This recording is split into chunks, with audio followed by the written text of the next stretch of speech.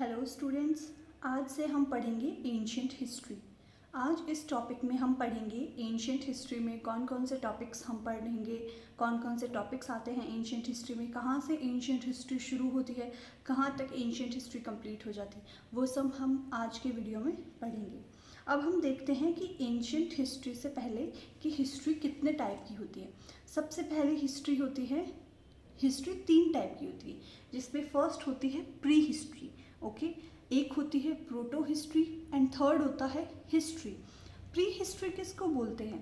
Pre history हम उसको बोलते हैं जिसमें लोगों को लिखने की नॉलेज नहीं थी या उन्हें आर्ट ऑफ राइटिंग नहीं आती थी। जैसे कि कौन सी एज के लोग? स्टोन एज और चैल्कोलिथिक एज के लोग, जिनको लिखना नहीं आता था। नाउ अब हम बात करते हैं प्रोटो हिस्ट्री की। अब प्रोटो हिस्ट्री किसको बोलते हैं? प्रोटो हिस्ट्री हम उस टाइम पीरियड को बोलते हैं जब लोगों को लिखना आता था।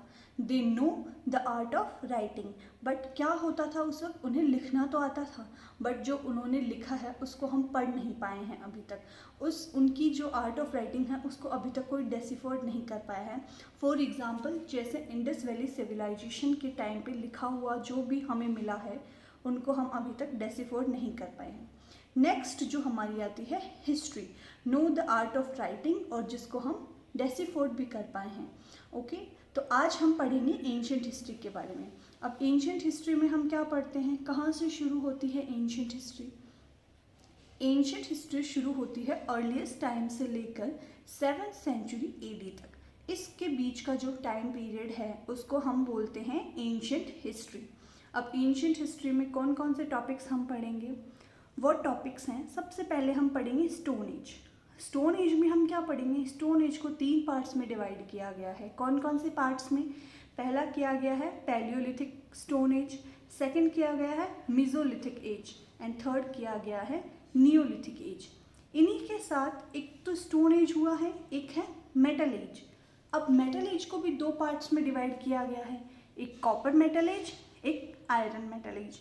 अब आयरन जो मेटल एज है उसको मेगालिथिक एज भी बोलते हैं साउथ में। अब हमने देखा मेटल एज में आ गया कॉपर एज और आयरन एज। चैल्कोलिथिक एज हमने देख लिया।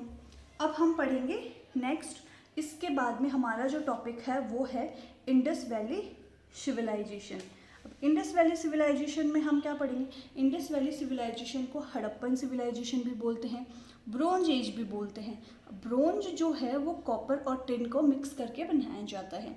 इंडस वैली सिविलाइजेशन जो है वो आज से 2700 BC से लेकर 1800 BC तक इंडस वैली सिविलाइजेशन को माना जाता है। अब हम पढ़ेंगे इसके बाद इंडस वैली सिविलाइजेशन के बाद एंशियंट हिस्ट्री का टॉपिक आता है वैदिक एज, जिसको हम आयरन एज भी कहते हैं, जो 1500 BC से लेकर 1600 BC के बीच है। इस सभी के वैदिक एज के हमें रिटन एविडेंसेस भी मिले हैं। वैदिक एज के बाद में हम पढ़ेंगे महाजनपदास के बारे में। एंशियंट हिस्ट्री में हमारे को 16 महाजनपदास के बारे में बताया गया है। महाजनपदा के बाद में हम पढ़ेंगे मौर्यन एम्पायर को। मौर्यन एम्पायर के बाद में हम पढ़ेंगे पोस्ट मौर्यन एम्पायर को। पोस्ट मौर्यन के बाद पढ़ेंगे हम गुप्ता किंगडम को। गुप्ता किंगडम के बाद हम पढ़ेंगे पोस्ट गुप्ता किंगडम को। ठीक है, एंशियंट हिस्ट्री में ही हम पढ़ते हैं जैनिज्म और बुद्धिज़्म को। इसी के अंदर हम जैनिज्म प्लस बुद्धिज़्म, इनके बारे में भी हम एंशियंट हिस्ट्री के अंदर ही पढ़ेंगे। तो आज हम हमारा टॉपिक फर्स्ट टॉपिक से शुरुआत करेंगे, जो कि है स्टोन एज। आज हम हमारे फर्स्ट टॉपिक से शुरू करेंगे जिसको हम स्टोन एज बोलते हैं। स्टोन एज एक प्री हिस्टोरिक पीरियड का टाइम पीरियड है। क्यों? क्योंकि उस वक्त लोगों को लिखना नहीं आता था। अब स्टोन एज को हमने देखा 3 पार्ट में डिवाइड किया गया है। First palaeolithic age. Palaeolithic age मतलब ओल्ड स्टोन एज, जहाँ लोग मोस्टली स्टोन टूल्स का यूज़ करते थे, इसलिए इसे स्टोन एज कहा जाता है। पैलियोलिथिक एज को भी 3 पार्ट्स में डिवाइड किया गया है। फर्स्ट अर्ली पैलियोलिथिक एज या lower palaeolithic age, second middle palaeolithic age and third upper palaeolithic age. अब अर्ली पैलियोलिथिक एज में क्या होता था? सब स्टोन टूल्स, तीनों एज में यूज़ तो सब स्टोन टूल्स ही करते थे, बट अलग अलग टाइप्स के स्टोन टूल्स यूज़ करते थे। अर्ली पैलियोलिथिक एज में सब मोटे, बिना धार वाले, कम धार वाले स्टोन टूल्स का यूज़ करते थे। कम उनको नॉलेज था। मिडिल पैलियोलिथिक एज में लोग फ्लैग टेक्नोलॉजी का यूज़ करने लगे एज अ डायमंड शेप का जो कटर वगैरह होते हैं उस तरह के स्टोन टूल्स बनाने लगे। अपर पैलियोलिथिक एज में लोगों ने क्या किया, केव्स में रहना शुरू कर दिया, रॉक शेल्टर्स में रहना शुरू कर दिया। इस चीज़ के एविडेंसेस भी मिले हैं। इस चीज़ का एविडेंस हमें कहाँ मिला है?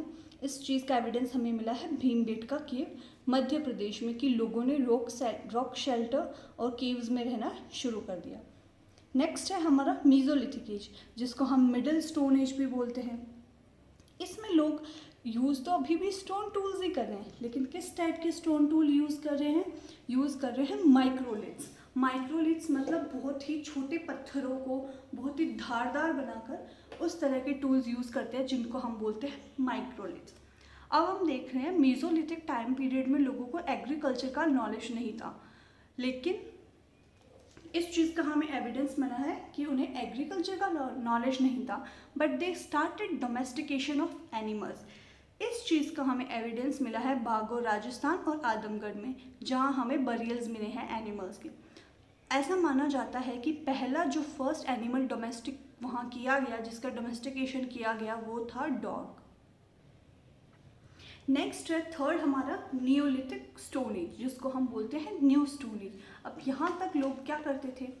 इस टाइम तक लोगों ने पोट्री बनाना सीख लिया था।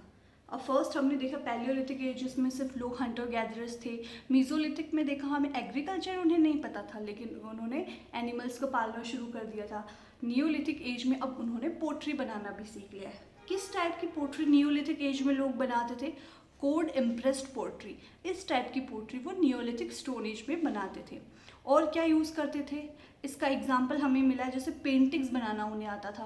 पेंटिंग्स में मेनली वो कौन सा कलर यूज़ करते थे? उस टाइम ऑब्वियसली आज की तरह कोई कलर तो था नहीं, तो वो लोग नेचुरल कलर्स का यूज़ करते थे, जिसमें मोस्टली रेड कलर होता था, जो कि उन्हें आसानी से मिल सकता था। इसका एविडेंसेस हमें मिला है भीमबेटका केव, जो कि मध्य प्रदेश में है। भीमबेटका केव जो कि मध्य प्रदेश में है, ये एविडेंस है हमारे स्टोन एज का, one of the oldest cave evidences. अब भीमबेटका केव में हमें क्या मिला है? भीमबेटका केव में हमें मिला है hunting scenes of archeries, human figures, horse riding, musical instrument of horns and pipes etcetera. ये हमें सारे भीमबेटका केव में एविडेंसेस मिले हैं। कुछ और एविडेंसेस मिले हैं जो कि हमें बताते हैं कि स्टोन एज में लोग कैसे रहते थे। हिस्ट्री का पता हमें आर्कियोलॉजिस्ट या उनके एविडेंसेस से ही पता लगता है कि लोग किस तरह से रहते थे, क्या यूज़ करते थे, क्या खाते थे, क्या पहनते थे, किस तरह के घरों में रहते थे। ये सारी चीज़ें हमें एविडेंसेस से ही पता चलती है, जो आर्कियोलॉजी के द्वारा मिलती हैं। तो देखते हैं, पहले सबसे अर्लीस्ट जो विलेज मिला वो था मेहरगढ़, जो कि अभी करंटली कहाँ है? पाकिस्तान में। तो हमें पता चला कि वहाँ के लोग, स्टोन एज के लोग कैसे घरों में रहते थे? मड ब्रिक्स में रहते थे। मड ब्रिक्स के जो बने हुए हाउसेस होते हैं उनमें रहते थे। उनको बर्न्ड ब्रिक्स का नॉलेज नहीं था। कौन सा खाना उगाते थे? वीट उगाते थे। हमें कॉटन के एविडेंसेस मिले हैं। ओके, अब हम देखते हैं कि जम्मू कश्मीर में भी कुछ साइट्स मिली हैं। वहाँ हमें क्या मिला है? बुर्जा होम में हमें मिला है कि अंडरग्राउंड हाउसेस भी होते थे। सब लोग मड ब्रिक्स में नहीं रहते थे। बुर्जा होम में हमें ये एविडेंसेस भी मिला है कि कुछ लोग जो होते थे वो अंडरग्राउंड हाउसेस में भी रहते थे। एक और साइट मिली है जिसको हम बोलते हैं गुफ कराल। गुफ कराल में हमें क्या मिला है? बरियल डॉग विद मैन, मतलब कि वहाँ हमें बरियल्स मिला है। उस वक्त ये भी चलता होगा, ये मान्यता भी होगी कि भाई इंसान को किसी एनिमल, अपने पालतू एनिमल के साथ दफनाना अच्छा माना जाता होगा। गुफ कराल में हमें केव्स भी मिले हैं, पोट्री एविडेंसेस भी मिले हैं, और सबसे इम्पॉर्टेंट बात, हमें राइस के एविडेंसेस भी मिले। फर्स्ट राइस एविडेंसेस हमें मिला है इलाहाबाद से कोल्डीवाहा में। ओके, सबसे पहला एविडेंस हमें यहाँ से मिला है राइस का। ओके, तो आज का हमारा स्टोन एज का टॉपिक कंप्लीट होता है। नेक्स्ट टॉपिक हम पढ़ेंगे इंडस वैली सिविलाइजेशन का।